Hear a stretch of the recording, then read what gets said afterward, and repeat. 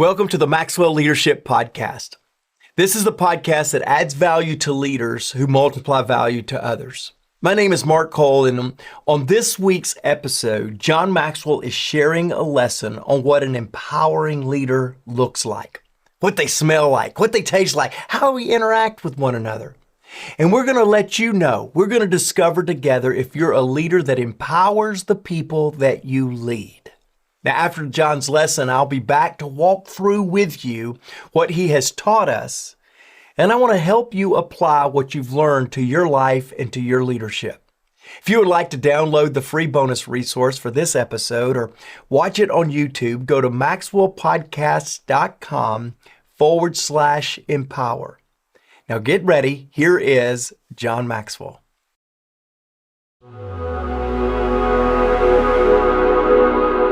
We need a willingness to empower people. I began to think about this because I think empowerment is difficult for a lot of people. So in doing this lesson, I just wrote down, because of time, 3 empowerment indicators. Let me give them to you. How do you know that you are an empowering leader? I'm going to give you 3 ways that you could know that you are. 1, the only decisions you make are the decisions only you can make. That's very insightful. You see, decisions should be made at the lowest level possible in an organization, not the highest level possible in the organization. If you're making all the decisions, you're not an empowering leader. And so you begin to share those decisions with others. Another empowerment indicator is that team members are always creating ideas and opportunities. In other words, you're not the only one that's creating the opportunities. I run into leaders sometimes say, boy, if I don't make it happen, nothing happens. Can I tell you something? If you're one of those people that it only happens if you make it happen, you're not an empowering leader. Your people ought to have that authority to create, make mistakes, and try again. Thirdly, trust is the foundation of an empowering leader. That an empowering leader trusts his or her people. And again, I run into people that say, well, how can you know if you can trust your people? And I always smile because that's a simple question to answer. My name's John, I'm your friend. It's this simple. The best way to find out if you can trust a person is to trust a person. And what you're going to discover by their actions is if they're trustworthy or not. And by the way, if you don't trust someone, you're either too controlling and haven't given up that trust, or you've got the wrong person, which means you've got to make a change. You've got to either change from command and control to empowerment, or you got to change the person because they're the wrong one. But I want to contrast empowerment, releasing people to reach their capacity and help the company reach its capacity. There's the opposite of empowerment is command and control. And I just want you to know that insecure people love command and control. Anybody that is insecure wants to have their hands on everything and they control everything. And I just want you to know that if you're a command and control person, there's a limitation to the growth of your company, always, not sometimes, always, because it will only grow to the level that you can personally command and control. And the moment that you have to release that to someone else, you get a problem. So you can't have constant continual growth and command and control at the same time. You got to make a decision. If I'm going to have that constant growth, then I have to be an empowering leader. Leaders delegate tasks, but they don't delegate authority. And let me just say this, it's quite simple. If you delegate tasks, you'll never develop leaders. You'll just develop followers. And I see it happen all the time, because you give them a job to do, they go do it, and they come back, and you give them another job, and they do it, and they come back, and then you give them another job. All you're doing is you're developing a follower. They come back and go out, come back. To be honest with you, it's like playing fetch with your dog. I mean, you get a ball and you throw the ball out, the dog goes, runs after it, gets it, comes back, gives it to you. throw it back out, dog comes back, throw it back out, dog comes back. Most leaders, that's how they run their business. They're just delegating tasks and next, and they're just busy delegating tasks. And I don't think God has a bunch of followers. You see, if you want to develop leaders, you got to delegate authority. And that's how leaders get established. Hey, podcast listeners. Many of you listening right now would probably love the autonomy that comes with owning your own business or becoming a coach that helps other businesses succeed. Well, we have a phenomenal strategy where you are 100% in control of your own business, earning income on your own terms, and have access to the people, tools, and resources you need to build a thriving leadership development business. When you become a Maxwell Leadership Certified team member, you join a global community of entrepreneurs led by our expert team of mentors and faculty, including John C. Maxwell. You'll also get one of the top leadership certifications in the world next to your name, giving you the boost you need to get started. Visit us online at maxwellleadership.com/join the team to find out more. Hey, welcome back, everybody. This quote by Simon Sinek kind of sets everything up for us for today's podcast. He says, leadership is about empowering others to achieve things they did not think possible. Don't get it confused. Empowering is not about lightening your load. Empowering leadership is not about getting some to-do items off of your back because you need to do the more important things. Empowerment really is about building the people around you.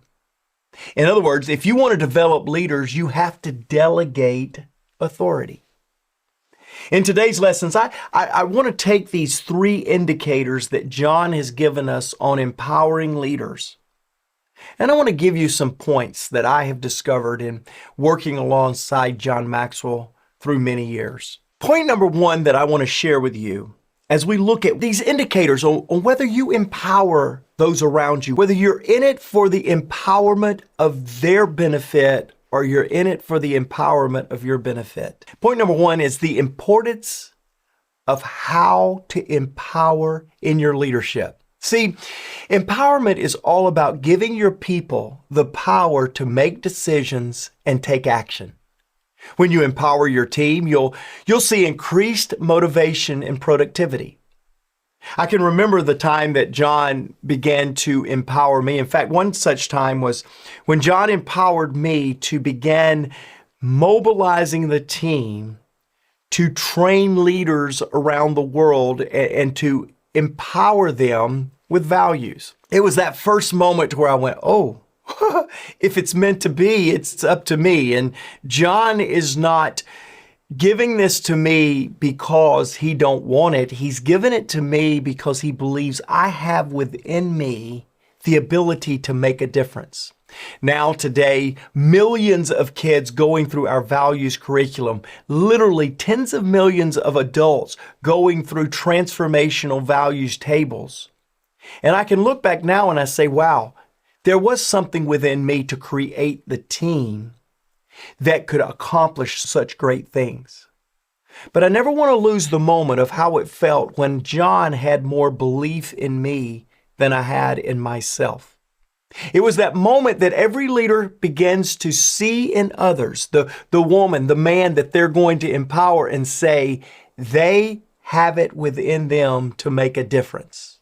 So today, what I want you to do is you study the importance of empowering leadership. I want you to start by identifying areas where you can give your team more decision-making power.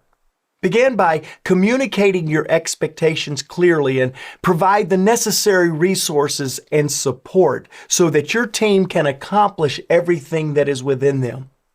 Ask yourself this question. What decisions can I start empowering my team to make? Or how will you ensure they have the tools and information they need to succeed. Don't forget, before we move on to point number 2, don't forget, empowerment is about the potential in the team that you're leading. It's about the power of opportunity within the person that you're developing.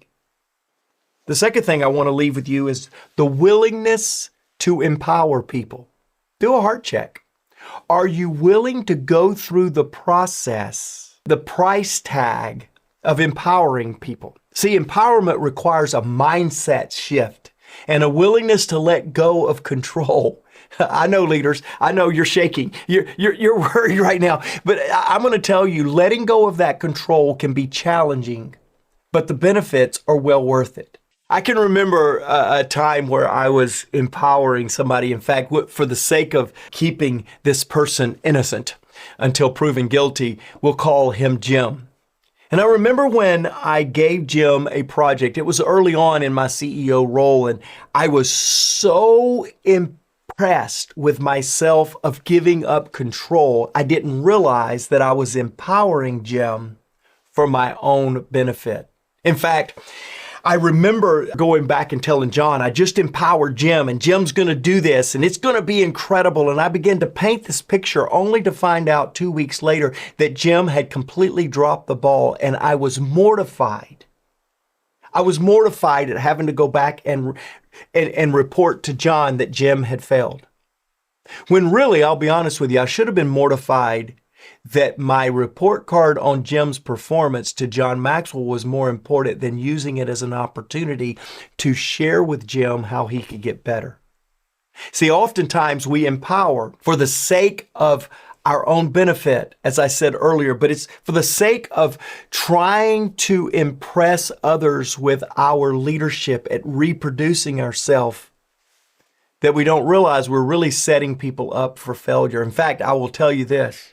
The first time you empower someone, it's not going to go well.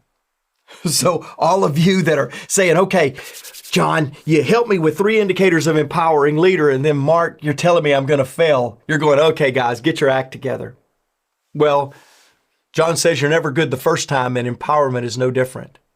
You're not going to be great the first time. But the question is, again, are you empowering because of the individual, or are you empowering for your reputation? Here's what I want you to do. I want you to reflect on your leadership style. I want you to identify areas where you may be holding on to control. You're just holding on too tightly. And I want you to take one component of that. I want you to start small by delegating a task or a decision, and then gradually increase the level of empowerment with those around you. Oftentimes when we're empowering people and we determine, okay, I've got to empower, I've got to do something, we over-empower someone based on our own tolerance and control comfort, or we over-empower based on their developmental process and how far along they are in being ready. We've got to empower people at a pace the person that we're empowering can tolerate. So here's the question for you. What's holding you back from empowering your team? What is it that you are finding as a hesitant or as a hesitation to giving the people around you a chance? And then ask the question, what steps can you take to become more comfortable with letting go, with giving up that control? Point number 3 that I want to give you as we talk about these indicators of empowering leader is what John shared earlier, is trust is the foundation of empowerment. John made this quote in the notes, and I reflect back on that. He said, the best way to find out if you can trust a person is to trust the person. You know, we wait for someone to earn our trust before we give them trust. And that's not the way leadership works. Trust is only worked when it is given first. Once you give that trust to the person, John goes on and says, you're going to discover by their actions if they're trustworthy or not. Too often, We wait for the actions to indicate trustworthiness rather than giving trust and letting the actions prove that they were trustworthy. See, trust is the bedrock of effective empowerment. You build trust by being vulnerable, by admitting mistakes, and by fostering a culture of openness. When John says that you give trust to prove trustworthy, he's really saying there is a chicken and an egg to this idea of trustworthiness. And it starts with the leader. It starts by making the decision, I'm going to trust you before you are proven to be trustworthy.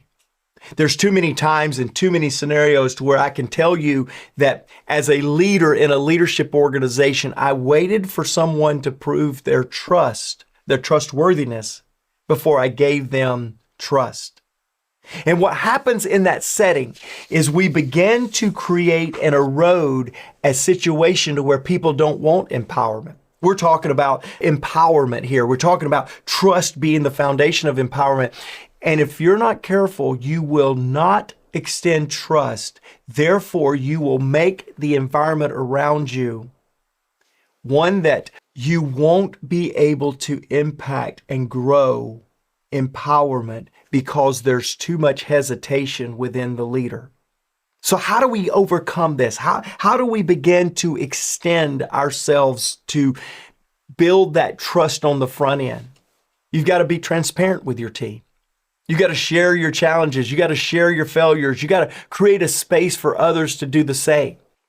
One of the things that I'm told often is my transparency, my authenticity is very endearing. And I laugh and go, if you knew the price I paid to get to a place to where vulnerability is more important than perceived perfection, you would understand my vulnerability.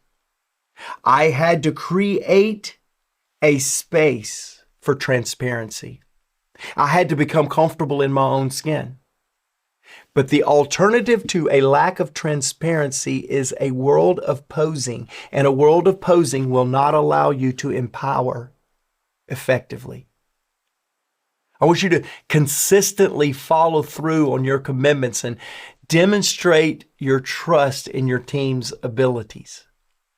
How great and refreshing it is when Maxwell leadership goes into a culture and there's this instant understanding that trust has been built inside the organization, that empowerment is given, and that accountability is enjoyed. So, how can you show vulnerability and build trust with your team? What actions can you take to create a culture of openness and a place to where people can psychologically feel safe? It takes that for us to go on to how we can create a culture of empowerment. Point number 4 is all about delegating authority. See, you've got to delegate authority, not just task. We often, again, we get into a place to where delegation is more of a discipline than empowerment. But to develop leaders, you've got to delegate authority and not just responsibility, or delegate empowered authority, not just positional authority or task authority. We often give our team the power to get something done, but not the power to make decisions on how it's done. I remember a very vivid example of when I began to delegate. I realized the importance, and I began to challenge my team to get things done. But I would require them to report back to me, not just that they got it done, but how they did it. Just recently, I was in a meeting with our leadership team, and we were debriefing an experience that we had just a few weeks before. And as I began to ask them questions on what I had delegated to them, and I said, hey, talk to me about what happened. What's the results? And of course, I had already done my homework. I knew the results. I was ready with the results.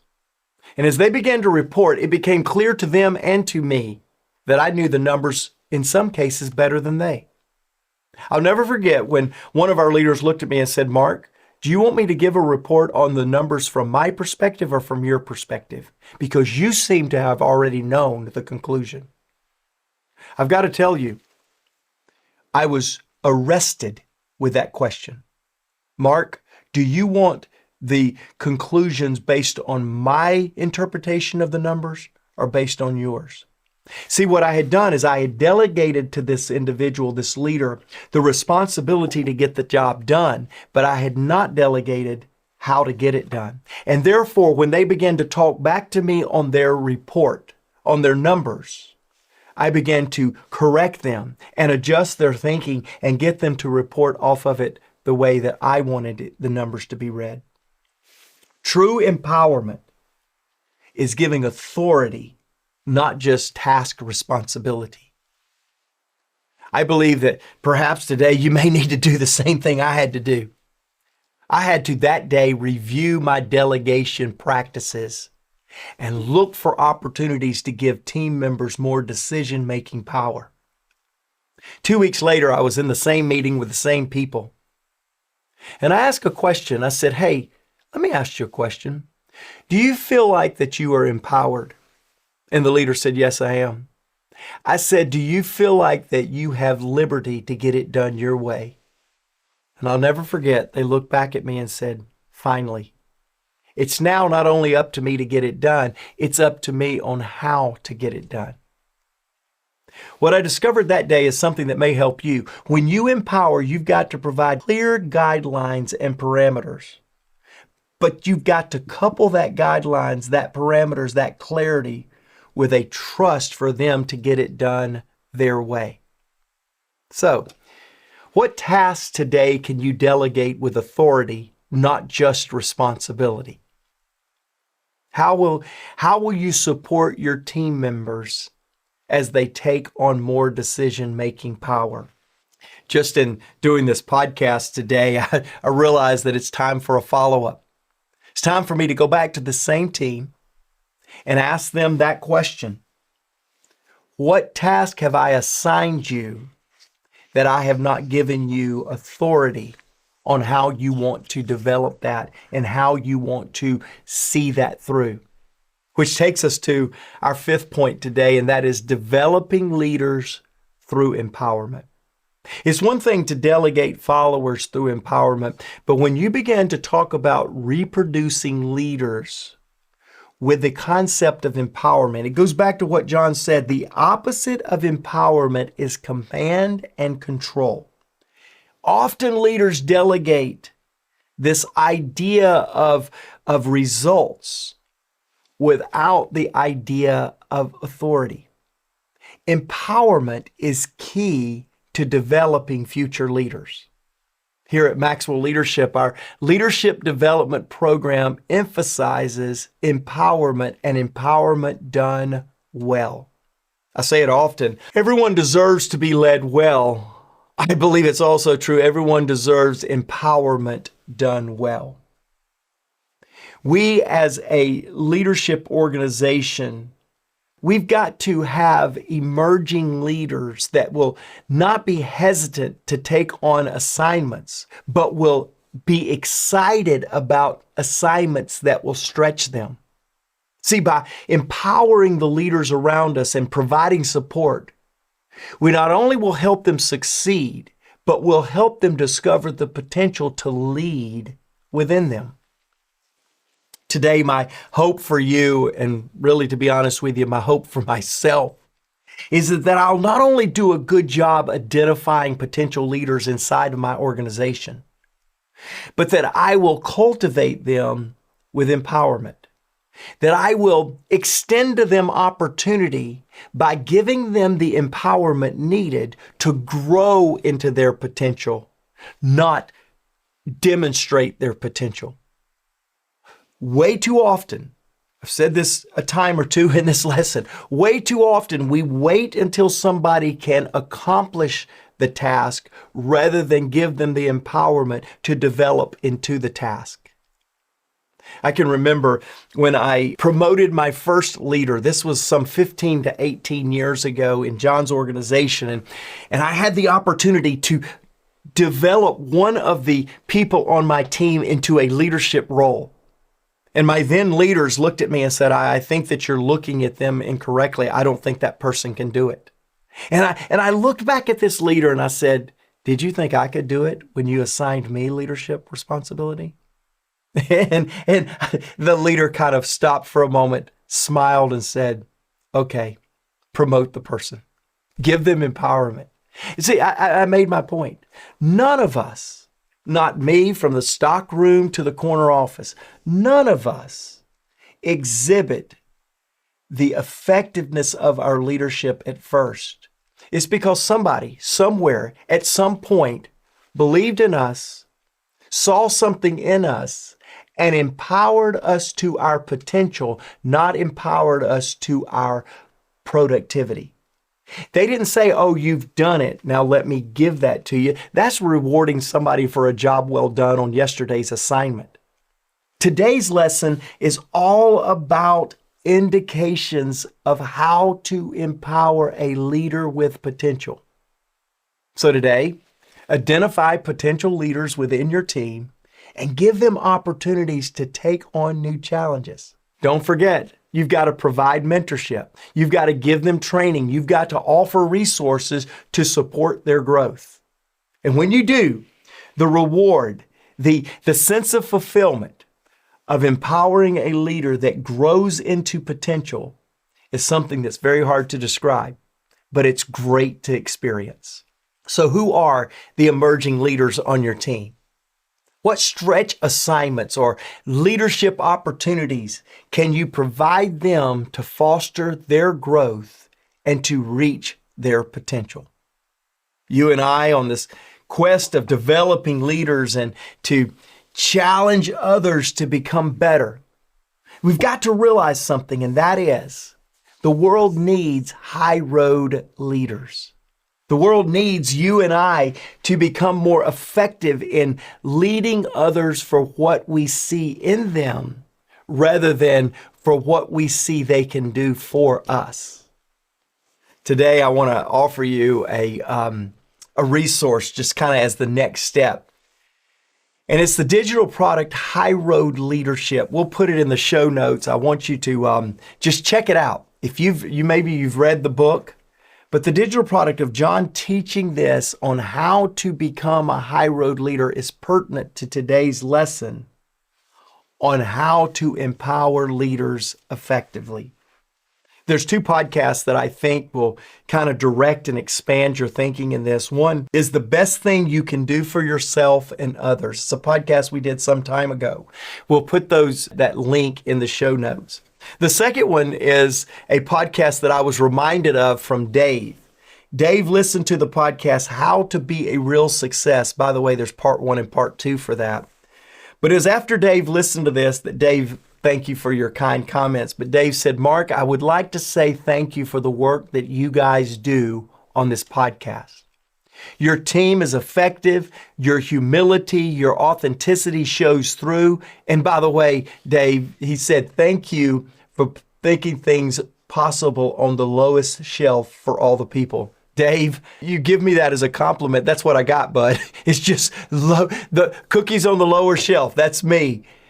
But Dave, thank you for your last statement, because you said, I really can't say enough of how much I am learning through your podcast. And Dave, that is why we do this podcast. That's why today I'm challenging you to empower the leaders around you, because everyone deserves to be led well.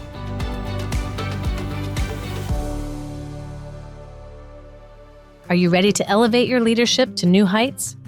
Join the movement towards High Road Leadership with John C. Maxwell's latest book.